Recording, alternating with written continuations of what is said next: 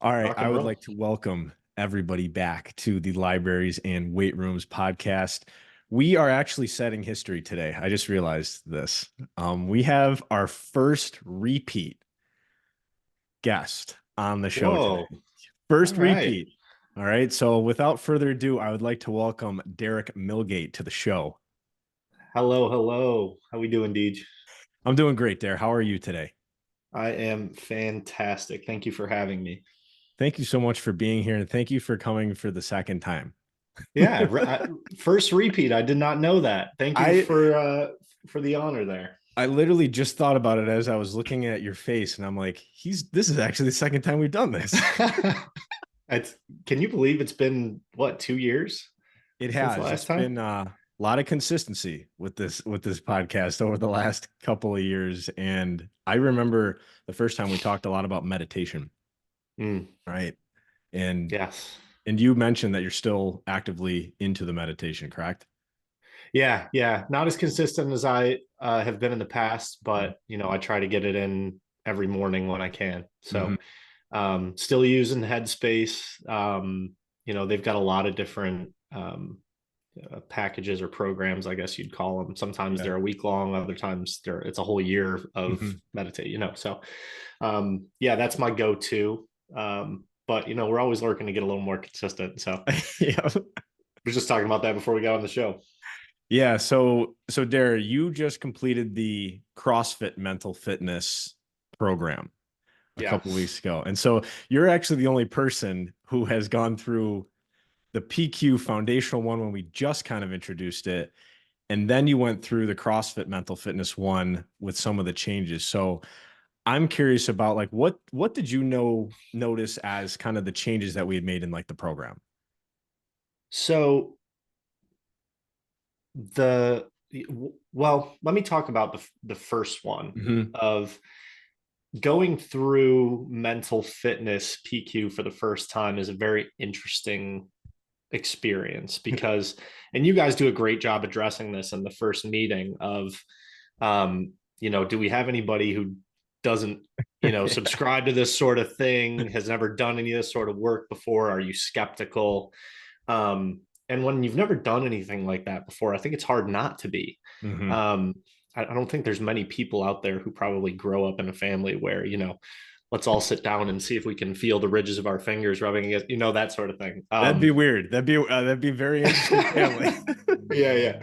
Which for those who haven't been through the program, it's like one of the methods of Hmm. like doing a rep is like feeling the ridges on your fingers. Anyway, um, so you go through something new and it feels almost it's exciting and frightening at the same time because you're getting to know yourself on a level that you've never experienced before you show up for that first meeting. You've done a couple of tests, they give you a score, they introduce you to a bunch of these different characters, the saboteurs that we all have in one way, shape, or form in a different capacity and different strength levels. So you do this before you show up for the meeting, and you're like, "Oh my god, I'm getting to know all of the worst parts of me here." Um, so, but then you go through it, and um, you really get to know one yourself, and two, the great part about doing it in a group is you get to know a lot of other people. Hmm. And it's not very often that we get together and talk about these sorts of things with people.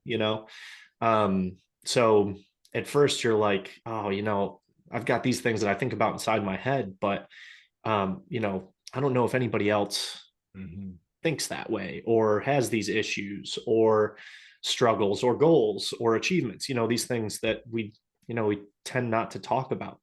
Um, so you get to know other people just as well and realize that I like the way David Goggins said it one time, is that we convince ourselves that we're the only ones in the world with these problems that we have, when in reality, you can throw a rock and hit someone Yeah. from wherever you're standing that's dealing with some of the same things you are, just in different, scenarios. So, um, all that to say, going through the program the first time, you really get to know yourself. You really get a perspective that we are all in the same boat. Um, and then you get, and I think I mentioned this, when we wrapped up um, the CrossFit version of the program, it gives you a operating system, um, a way to put something that's very abstract in mental fitness, into action, Mhm. like you would in a gym lifting weights. So um, I think going through it the first time and getting that foundation, and then seeing the way you guys change things, in that we are literally going to take a physical gym and move it into an abstract mental environment, and build actual exercises for people to go through.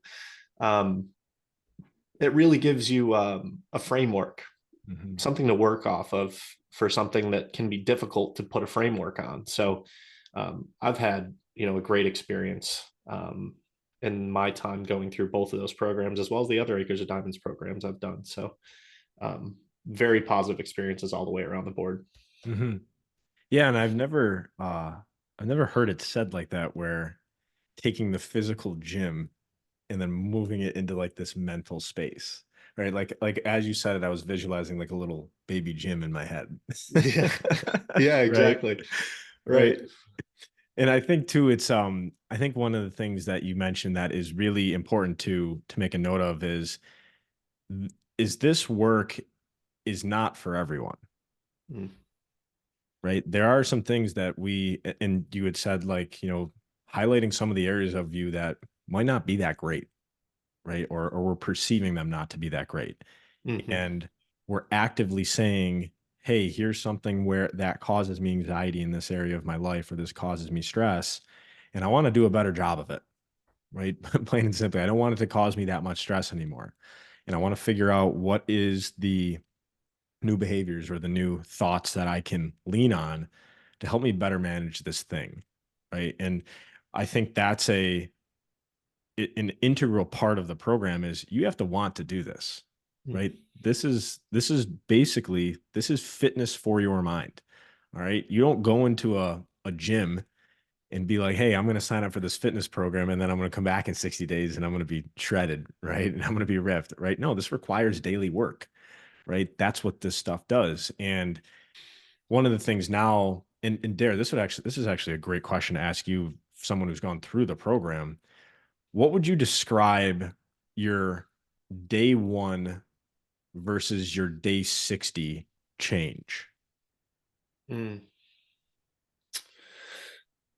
Yeah, that's a great question, because you commit yourself to a practice, Hmm. um, and you are one of the great things about the program is that you're given an application to then complete that practice, Hmm. with reminders and the audio and everything you need to get it done. Hmm. So you're committing, and you have great facilitation and accountability Hmm. to get through that program and process. So, one, I will say that's kind of the way that the change is made to happen through Hmm. that time, because we're all busy, right? I Yeah. mean, it can be difficult to find the time to do these sorts of things and make them accessible when you've got a busy life, like we all do. So, kind of day one, I would say, we started off the program with everybody kind of chose a life weight, Hmm. um, something that um, we wanted to improve, right? What talking about the things that, Hmm. um, are difficult for us, or, we want to get better at. And that's kind Um, of, so real quick, that's kind of a new term, right? This concept of life weight, right? And so, Dare, if you were to, just for anybody listening, can you explain like what you perceive life weight as? yeah. So um, it's my visualization of it is, um, basically walking around with, a rucksack, um, Yep. and that rucksack might be 200 pounds, something that is completely debilitating you, that you really need to get past in order to be able to walk, and just Hmm. to be able to walking, getting through life. um, Other people, maybe it's not quite so heavy. but they've got a 50-pound rucksack of a few different things that might be bothering them, you know? So we all came into, and I think we all have these into the program with our life weight, something that was making it harder to get through life, to walk, Mhm. that we wanted to make a little bit easier. Or, you know, I think the better way of looking at it is getting stronger in order to handle that weight, whether it's getting bigger or not. Mhm. Um, so we all showed up with, you know, we were kind of given that prompt and came into the program with, you know, this is something in my life that I want to improve that will make me stronger and more able to handle that weight that's hanging off your back. Mhm. Um, I don't know. Is that how Yeah. you would kind of describe things? Is that a good Yeah, analogy? I think I think you nailed it, right? I mean, I think when you think about CrossFit or you think about any fitness in general, right? Typically there's some weight involved, right? And weight is really just resistance, right? And it's tension, right? And our job when we are in the journey of getting more fit or stronger is to improve our ability to lift that weight, right? In a gym, it's physical weight, right? Whether it's a dumbbell or a kettlebell or plates, barbells, things like that. And then outside of the gym, right, there's still resistance in our lives, right? Maybe it's time management, right? Internal dialogue, right?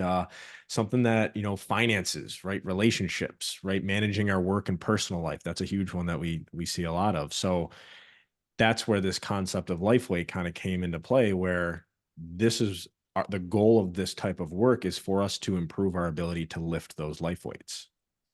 100%. Mhm. Yeah, I really like that. And, you know, to answer your question of, you know, how things changed from day one to day 60, um, you you get stronger in that area. So my personal life weight was exactly what you said just a second ago, was improving internal dialogue. Mhm. And my goal in wanting to do that was just to become a more confident person. Mhm. Um, so in order to do that, you know, you focus on it for, like you said, 60 days. Mhm. Um, and the program gives you these workouts, these reps that you can um, implement and into your normal day. Mhm. They're easy, um, they're quick, and they're effective. Yeah. So towards the end of the program, you know, at the beginning of the program, you know, you might feel, I would say I was um, struggling with some internal dialogue Mhm. and wanted to um, improve upon that. So over the course of the 60 days, without even realizing it, I think, you know, you brought up earlier before we got on this moment where I had holy crap, you know, I just lifted that life weight It was so and cool. It was so didn't realize it. Yeah. it was I want you to explain it, but I just think it was like it was a moment where I think we all kind of got a little emotional, right? Like we felt just like, holy shit, like you did it. And it was so I digressed. You keep going. I just was so excited when I experienced that. Yeah, yeah, it was an interesting moment because you know, I hadn't had the realization, and you pointed it out of, and then I was kind of like, holy crap, he's right, you know. But so what happened is so I had signed up. I'm trying to get better with my fitness routine, right? So at the beginning of the winter time, I agreed to do this race called Seneca 7 around Seneca Lake here in Western New York. It's one of the Finger Lakes. And the race consists of um, 7 people on your team, all running 3 legs of a race around the entirety of the lake. So each person runs between 15K and 25K in total. Um, I have never been a runner all my life. So this was like, you know, I'd signed up for something that I knew was going to be really hard for me. Um, And my times, running a mile over the course of the last couple of years since I started running again have, I started off and I was around 12, and then I got down to around 11 and 10 minutes. So I'm improving. Mhm. But there was a stipulation that I did not know about for Seneca 7 that I found out about probably a month and a half, 2 months ago. Um, that in order for your team to place, you have to average 10-minute miles in each of your legs. Mhm. So I was like, okay, that makes me feel a little itchy. But Little itchy. yeah, I felt a little itchy. Um, so that was, for me, that was a stretch. So what I did was I ran a 5K, um, you know, almost immediately after I found that out. And I was like, all right, I'm going to use this as a measuring stick, Mhm. because I was having this battle in my head of, I really want to go do this race and prove to myself that I can go do this. Um, and on the other side, I was like, I also don't want to do something that I can't physically do in that time and let my team down. Mhm. So I was having this battle in my mind, and I was like, okay, I'm going to use this 5K as like a measuring stick to see if I'm going to go through with the Seneca 7, or if I'm just going to keep, gradually doing this trajectory that I'm on and getting better. Um, so I went and did the 5K, ended up averaging like 11 minutes on flat pavement. Mhm. The which that was the first 5K I've ever done. I gave myself credit for it, all that. But afterwards, I was like, that Seneca 7 race is 3 of these, and it's on crazy hills. Mhm. And I had like 3 weeks left to or no, it was a little longer than that. But anyway, I had a short amount of time to get from where I was to where I needed to be in order to make sure I wasn't going to let my team down. Um, and I didn't think it was possible for me to get to those times and do it 3 times in one day, three Mhm. 5Ks in one day for each of the legs. So I sat down with myself, had a beer, decided that I was going to call my team and let them know that, we had a couple people in the wings, luckily, that were Mhm. avid runners that could take my place. So that worked out well. Now, that doesn't sound like an accomplishment when you hear the story, oh, I backed out of a race. But where the accomplishment lies in that story, and what I didn't realize when I told the story, was, um, I didn't beat myself up Mhm. for making that decision to to back out when I didn't think I was going to be able to be ready for the race, which normally I would have beat the crap out of myself. You didn't prepare, you didn't do enough. You're not in the shape that you should be. All the things that we tell ourselves behind closed doors. I didn't feel that when I made that decision, and that was towards the end of the program. So I think if that had happened before those 60 days of really putting in work to change that internal dialogue, it would have been different. Mhm. So that's when you had pointed out, you raised your hand after I told that story, and I was a little bummed out that I backed out. You were like, Derry, you know what you just did? I was like, no, I have no idea. What did I just do? And you told me you just lifted your life weight. And that was an awesome feeling, because I had to sit there for a second and go, holy crap, is he right? And then I was like, holy crap, yeah, he's right. So it was a really great feeling. Mhm. Yeah, and I think too the important thing to make note of here is that voice inside of your head, right? We can hold our hand on that stove for as long as we want. We can stay in that judgmental negative emotion for as long as we choose.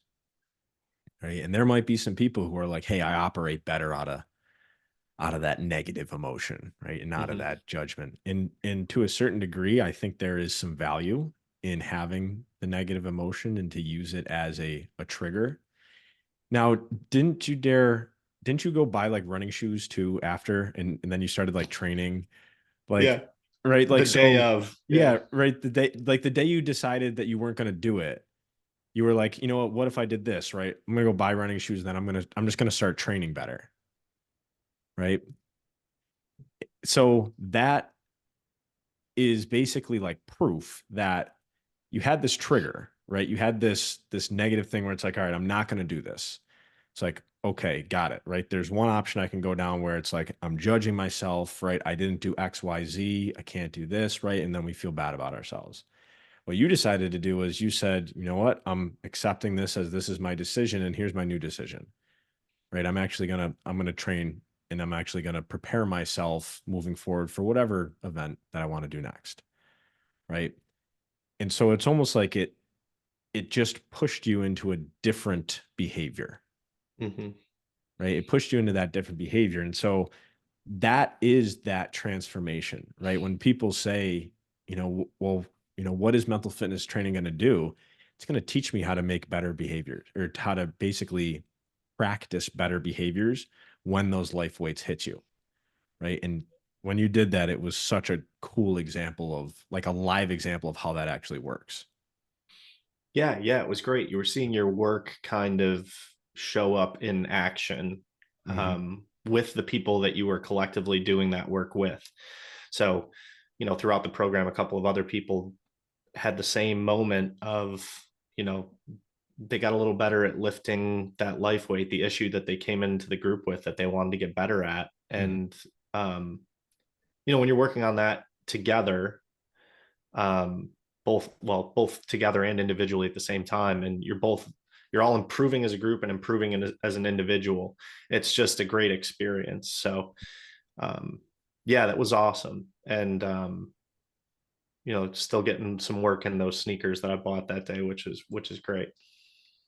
So there, I'm curious about like the idea of internal dialogue, just because I think a lot of people, I've heard this before that says the person we talk to ourselves the most, Mm. and how is that conversation going, right? And I'm always curious about like these super super successful, whether they're athletes, entrepreneurs, coaches, world leaders, whatever it is. What is their internal dialogue sound like, right? And Wow. right, is it really nasty and that's why they are that successful, or is it really forgiving and that's why they've been able to create so much in their life and continue to keep going, Mm. right? So I'm curious about what your thoughts are on that. Yeah, that's an interesting one. That's a great question. It reminds me kind of like that idea of negative emotion can produce success, Hmm. but it's not your highest level of success. Yeah. And positive emotion is what really gets you to your peak, right? Um, you know, there's plenty of people who are CEOs and high achievers. And, I've met people in my life where from the outside, they've got money, they've got the car, they've got, some of the things that we all strive for. And they're not super pleasant people to be around because they've gotten there in that mode of negative emotion, or at least that's the assumption.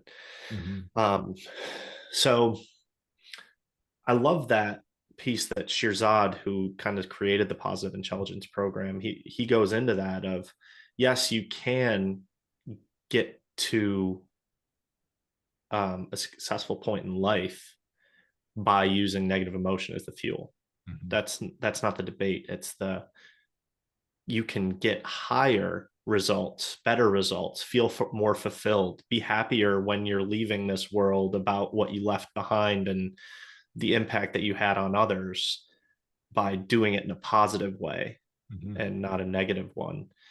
So I think like that's the framework that um, has come from Acres of Diamonds that I think is so influential is like, and I've tried to instill this some in my family when they're dealing with some tough things in their life of, yeah, this is hard. There's no getting around that. The whether it be deaths or changes in family life or any of those things. It's like, how do you want to look back and remember having gone through this situation. Mm. And that kind of points you in the direction of, well, yeah, negativity could get me through this. I could fight this. Mhm. Um, but would that be a positive way to look back on it? What damage would I do if I handle it that way? Who would I hurt?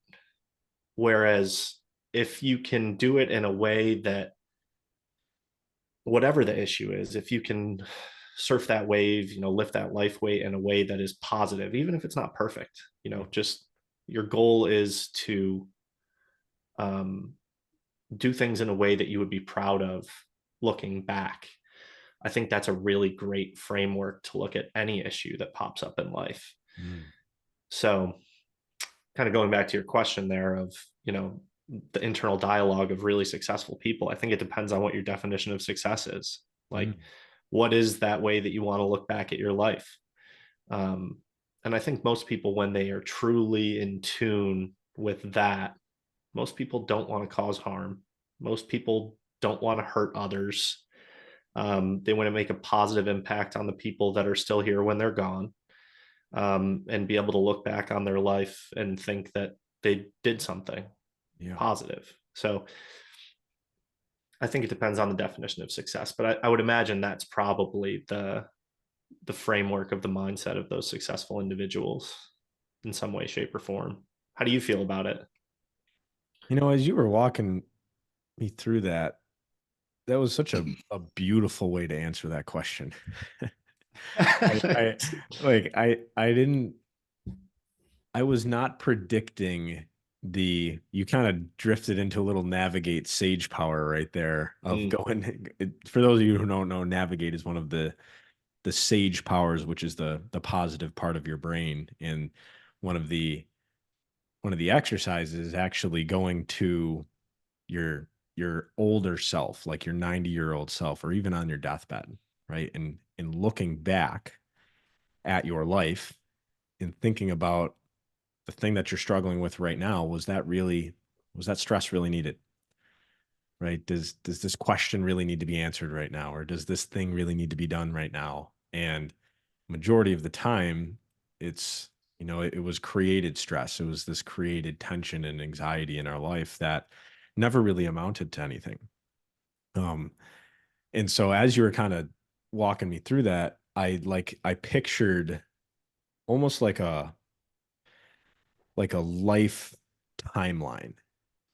And if green represents positive energy and red represents negative energy, how much, what's the balance of green versus red, right? mm, In that timeline. And what are the results that happened after that thing? Right. So because I think, the way that we utilize negative emotion, especially in this program, and they do a good job of explaining how, and people have probably heard this of the hot stove, right? When you put your hand on a hot stove, if we represent that hot stove as negative emotion, how long do we stay in the negative emotion? Right. And typically we just use it as a trigger, right? We remove our hand as fast as we can because it hurts. And if we think about that in terms of, all right, I don't want to feel stressed, or I don't want to feel angry or fearful or weak, or whatever these emotions are that don't make us feel good, mm, what can we do to get out of those things, right? And I think an important additional piece to add here is this is not toxic positivity, right? This is not you just fell down the stairs, broke your leg, and I'm at the bottom saying, "Hey, stay positive, brother. yeah, doing great.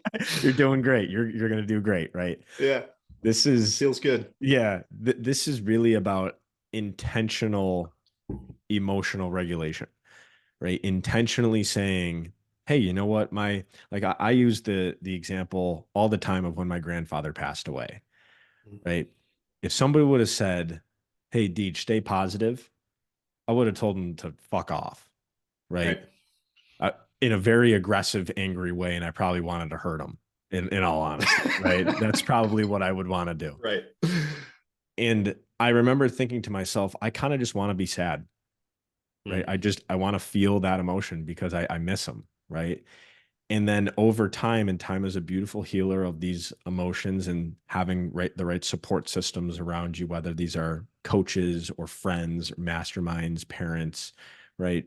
Coworkers, allowing their support to also help and get to this point where you then can look at this scenario and actually find the gift, right? Or the opportunity. And I like to Yes. call it that seed of opportunity, right? And like what happens if I find, and you can even say the 10%, right? That's one of the things I've really connected with too. What happens if I water that a little bit, right? What happens if I water that seed? What happens if I try to find, what's the good thing that actually came out of this? Right. Right? Like what is this what could this actually help me with? And the example I use of my grandfather is it actually brought my grandma and my mom and me much closer together. I started going on taking them out to dinner every once a month or so, and we would have these great conversations, and we were bonding over the fact that we lost somebody who we loved, Hmm. right? And so I don't think I would have had those opportunities if I hadn't experienced that challenge and used this framework of, all right, what is the gift or the opportunity that's coming out of this that I can latch onto?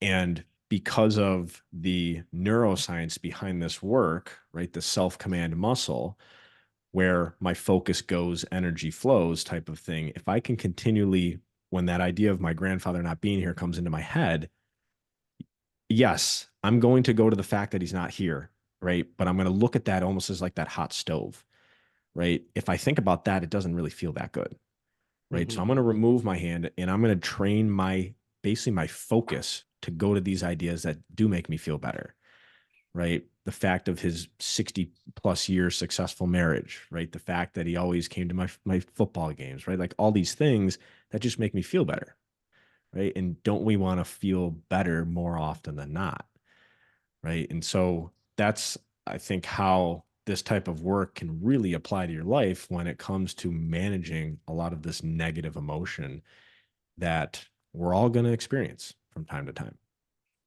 Absolutely. Yeah. Yeah, I couldn't agree more. And I, you always do a great job around. I think it's such a great story to use for this example because um, grandparents are the greatest thing in the freaking world, right? They love you no matter what crappy decision you make or constant. There he is. I He's on love my it. desk with me at all times. That's fantastic. I love it. I've got my grandfather's necklace on at all times too. I relate to you in that way of, was very close with my grandparents. And losing them is like one of the hardest things Mm-hmm. because they are your cheerleader for the Oh most yeah. part. I'm sure Yeah. there's people that don't have that scenario, but um, mine were the same way. So like losing those people is really hard, Yeah. and it's a difficult thing to reframe Mm-hmm. um, because it just feels like you lost someone you loved, and it sucks. Yeah. And you do want to tell people to fuck off when they tell you to feel better. And um, so I think it's a great example, and it's awesome that you can show a way of reframing that, especially with like, oh, I get to spend more time with my grandmother. Um, that's such an awesome way of looking at it. Because death is one of the hardest things we deal with. Oh yeah. So to be able to find some little, I like that, the 10%, that little glimmer of, Mm-hmm. okay, if I can get myself to focus on that piece of it, the rest doesn't seem so heavy, Mm. which is awesome. So that's Yeah. great. Yeah. I like that. If I can focus on that one piece, the rest doesn't feel so heavy. Mm-hmm. Right. And I remember actually in that week we have a picture basically of like this big red circle. And that big red circle is this challenge or this stressor. And in that circle, I put like a little green dot and I'm like, Yes. that's what we're trying to focus on.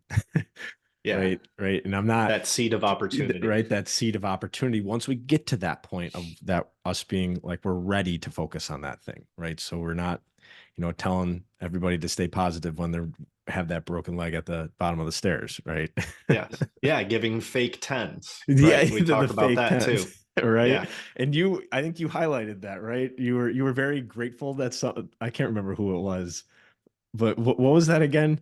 So it was like for so many, and I think this was good too. Like Yeah. when we started, so I've been through a bunch of programs with Acres of Diamonds. I did the initial PQ, the self leadership course. I did a Maxwell leadership course, then Mhm. went back and did PQ twice. Mhm. So I've been through a bunch of the stuff. Um, and a few of the groups we were with this group that we went, like, we did 3 of those together in a row. Mhm. And almost every time everyone would give a 9 or a 10. And we would do a check-in at the beginning. How was your last week? Check in 10. Everyone's doing 10. So, you almost got this pressure on you of, well, if I'm having a bad week, I got to say 10 anyway, because Mhm. we have tens, Mhm. and someone in the group we were in um, the CrossFit version of the program was like, I had a 4 this week. Yeah. I was like, whoa, we don't do 4s. What do you mean? And then, like, after thinking about it for a second, I was like, no, you know what? That's awesome, Mhm. because you're being vulnerable and honest about exactly where you're at right now, Mhm. um, or where you've been in general over the last week. Whereas if you come and tell me you're a 10, there's no way for anyone to help you. Mhm. And there's no opportunity to discuss the challenges that you might be having. And that's exactly what we did. We got to talk about why she was having the week that she was, and kind of do some of what we just talked about and reframe it a little bit. Um, and then another girl who was co-facilitating with Mhm. you, Rach, was like, I ranged between a 2 and an 8 this week. Yeah. And I loved that too, of like, yeah, it's okay to not be a 10 all the time. Yeah. Like, that's all right. Yeah, Mhm. just show up as best you can. And if you didn't have the best week in the world, it's okay to say that, Yeah. you know? It's okay to not be okay. Exactly. Right. Yes. Yeah. And I remember when you highlighted that too. Um, that was such a powerful thing for you to say. Right. It's such a comforting thing for somebody to say, hey, like, if you're not good, like, don't tell me you're good. Mm-hmm. Right. Like, don't you dare fucking lie to me. Right. Right. And that was like, and I remember when you did that, it created like this cultural value in like this operational agreement where it's like, don't you dare lie to us of what you really are feeling in this group. Like, if you come in and you're a 2, please tell us why you're a 2, because you're going to get a shit ton of support to help you get to a 3 by the end of this group, right? Right. Or maybe a 4 or maybe a 5. And I remember then, after I think we maybe had 2 or 3 weeks left, they were slowly getting higher, right? But people were getting like extremely accurate with the rating. And I'm like, geez, Yeah. this is such a great way to like really meet people where they are. And people, so like, what it did too is it made a 7, 8, 9, 10 much more valuable, right? Yes. We weren't just launching tens out everywhere, even though like it's tough because when people do say tens, I never challenge anybody really on their ratings, because I want to give them, right, the respect in that space to, how is your week? A 10 might look different for you versus me, right? Uh, but that was a really great deep dive into the vulnerability that is expressed in these groups, right? The honesty, the authenticity, the rawness that a lot of people we have found are dying for on Mm, such a deep level, right? To be seen, heard, and understood. And thank you for making a note of that. absolutely, man. Yeah. And you don't even realize you're doing it when you do it, kind of thing. And then the other thing about it is, when people do come and genuinely give you I had a 2 this week. I had a rough week. I had someone pass away, or, I really hate my job, or, whatever that may be that's really bothering them in that time frame. Like, it also gives you the opportunity to ask them questions and improve their own view of the scenario. Mhm. Um, you know, I hate my job. I'm having a really hard time at my job. I don't like what I'm doing. I'm having a difficult time even getting out of bed, all this stuff. You ask a few questions around it and let people talk a little bit and just talk it out in their own head. And maybe it does stay the same. Who knows? But you ask some good questions, and sometimes people are like, oh yeah, I don't necessarily love what I'm doing, but by the end of the conversation, maybe you asked them, um, you know are there any positives about your job? Mhm. Oh, well, if I had to pick a few things, it keeps food on my table, I can feed my kids, and keeps a roof over our head. Okay, all right, now the three feels like a four, you Mhm. know. Yeah. Um, and even if you can get that, 30% increase in how you're feeling, that's great. Yeah. And it doesn't happen if you're not authentic about where you're at, Mhm. because everybody thinks you're okay, Mhm. you know? Yeah. And what you just did right there, Dare, is you exemplified this idea. And I heard a guy named, I believe his name was Peter Crone, who said this. Hmm. We are not victims of our circumstances. We are victims of our perspectives. Oh, that's great. Right. Wow, I like that a lot. Yes. Right. Such a powerful thing to remember because you coaching this individual through this challenge, there was this circumstance, right? And then you coach them into a different perspective that then they then applied to that same circumstance and it went from a 3 to a 4, right? And that's a great metaphor too for this idea of how do we lift, how do we improve this, right? Our mental fitness to lift these life weights throughout this program. Exactly what you just did, right? We help increase the number of perspectives that we have, right? Or the number Mm-hmm. of ideas and behaviors that we can apply to this one thing. Because if you think about weight in a gym is always going to be 50-pound dumbbell, right? Or a 45-pound plate. The only way we improve our ability to lift that weight is by actually strength training, right? Training our physical muscles to get stronger. Well, what if we did the same thing for our mental muscles, right? And all of Right. this weight that is outside of the gym. And that's exactly how we do it. So awesome, Dare. That is such a cool way to kind of describe it. So um one last question that I want to ask you. This has been phenomenal too, by the way, Dare. I don't want to stop, but I know we got Agreed. shit We to always do have today. nice chats when we get together like this. So last question. What's one idea that has helped you live a smarter and stronger life? Oh, yeah. So I think the thing I want to focus on here is um, a tool that I got from a combination of two things. My work with Headspace, which has its roots in, I'd like to say it's in Buddhist ideology almost, right? Like I like the idea of Buddhism, in that it's a religion without a deity kind of thing. Like um, you're the idea is improvement, not so much worshiping a god.